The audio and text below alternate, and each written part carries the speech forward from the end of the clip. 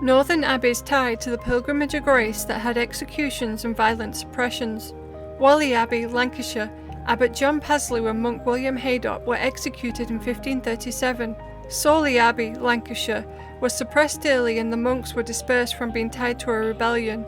Furness Abbey, Cumbria, the abbot was forced to surrender in 1537 and the community was broken. Hexham Abbey, Northumberland, the canons were involved in a rebellion and were punished. Chervaux Abbey, Yorkshire, Abbot Adam Sedbar was executed for treason. Fountains Abbey, Yorkshire, Abbot Marmaduke Bradley was accused of sympathising and forced to resign. Rievaulx Abbey, Yorkshire, was dissolved in 1538 and the monks were suspected of sympathising to the rebellion. Glastonbury Abbey, Somerset, Abbot Richard Whiting was executed, but this was the exception for southern abbeys. Most southern houses had the monks pensioned off, land seized, and the dissolution was carried out on paper. There were less violent suppressions in the south and more bureaucratic absorption into the crown estates. The northern abbeys carried strength and defiance when the crown tried to break them. They weren't just cloisters but living centres of care and community.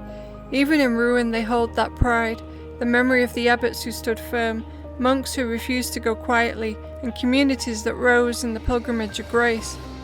Furness, Whalley, Sawley, Chervaux, Rievaulx are not just ruins but seals of northern courage. The south may have yielded quietly, but the north left a mark of resistance that can still be seen centuries later.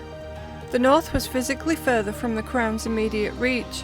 Communication and enforcement was slow, which gave northern communities more room to resist. The distance meant monasteries could align more closely with local power structures and people, rather than being tightly controlled by London. The north had a tradition of defiance, stronger communal bonds, harsher landscapes, and abbeys woven deeply into local life.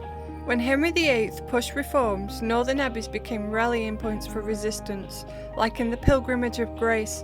The crown saw them as dangerous because their distance gave them leverage, and because of that defiance, Henry singled them out for public executions and harsher suppression.